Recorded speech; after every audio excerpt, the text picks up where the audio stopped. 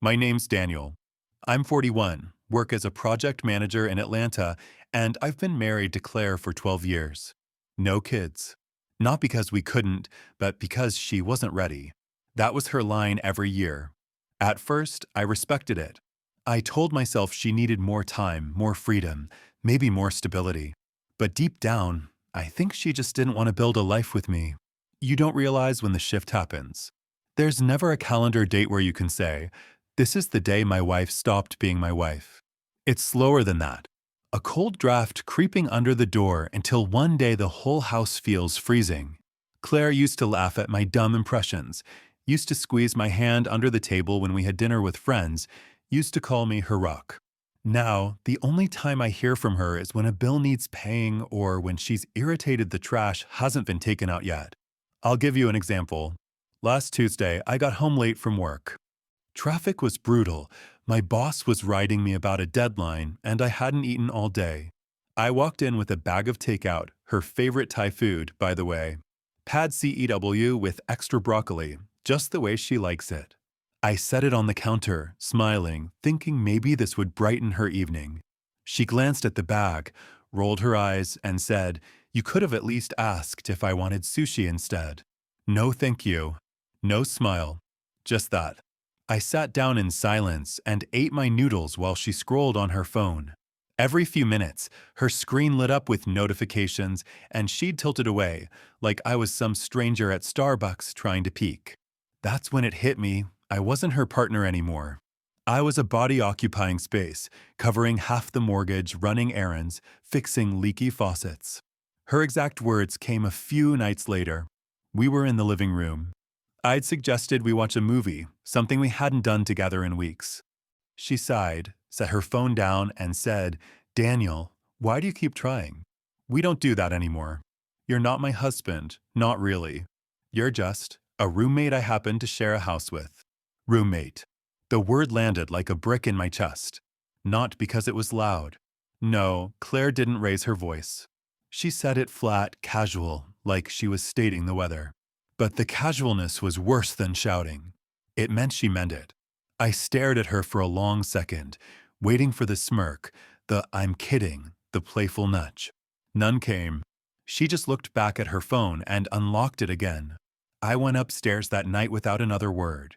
Sat on the edge of our bed in the dark, hands clasped together, trying to figure out how I became a background character in my own marriage. And that's when a thought started forming. A quiet one.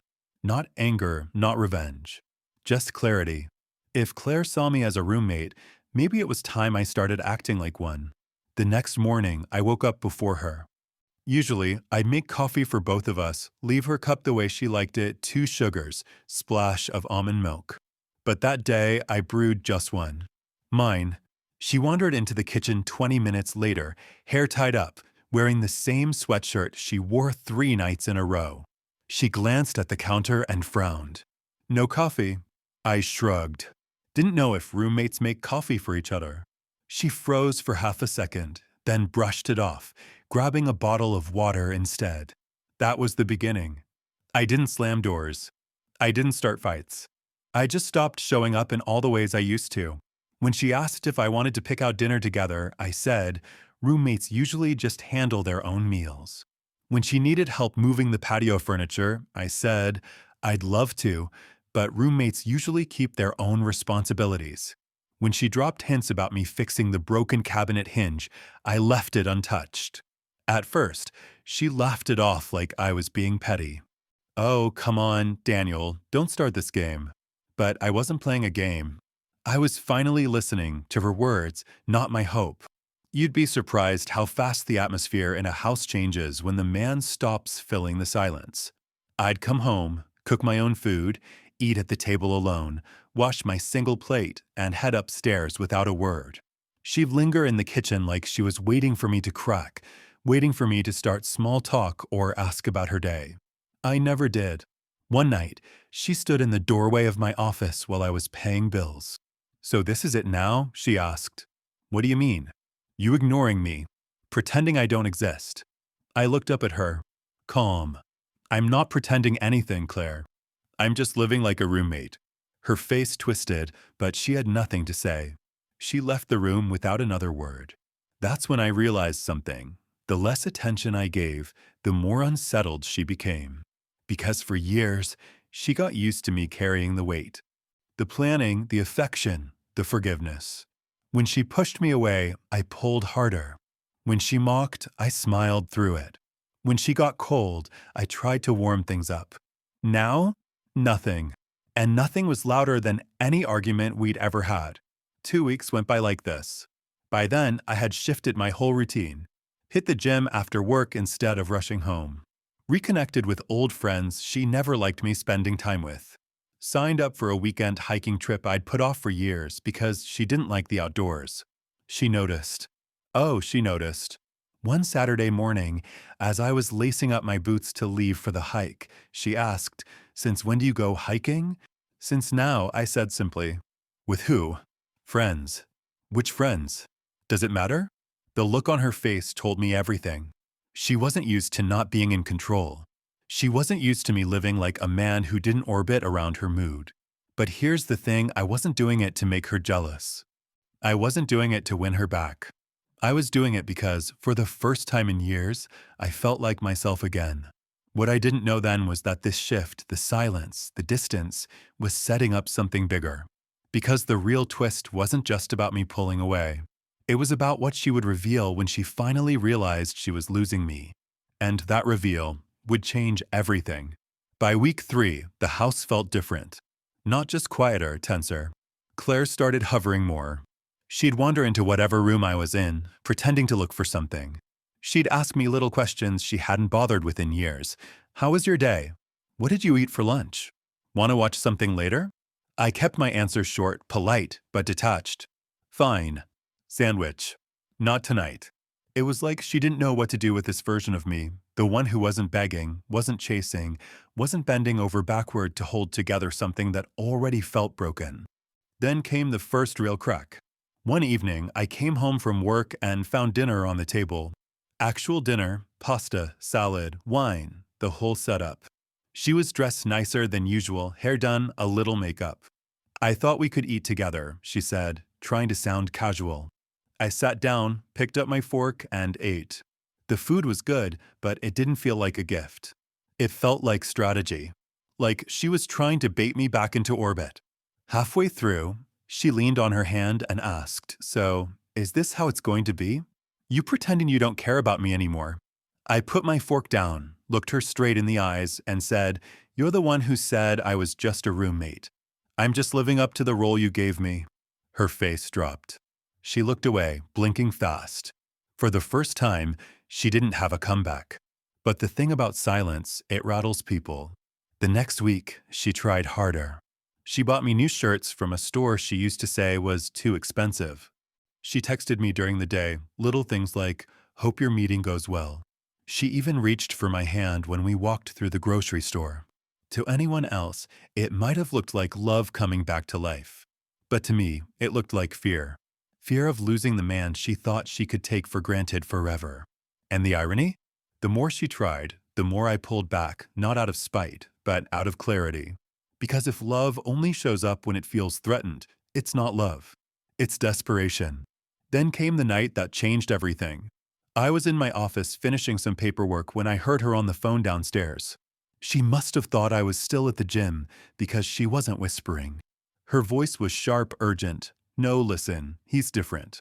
He's pulling away. I don't know what's going on, but if he finds out, it's over. I need more time, okay? Just be patient." I froze. The words echoed in my head. "If he finds out." Finds out what? I sat there in the dark, my heart pounding, my mind racing.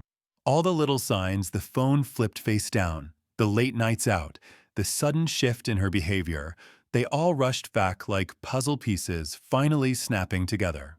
She wasn't scared of losing me because she loved me. She was scared of losing me because she was hiding something. And in that moment, I knew whatever secret Claire had, it was about to surface. I just had to wait. I didn't confront her that night, or the next. I played it cool, ate dinner, slept beside her, went to work, came home, just like always, because I wanted her to think I was still in the dark. But inside, I was wide awake. The phone call had told me enough. She wasn't scared of my silence. She was scared of me finding out.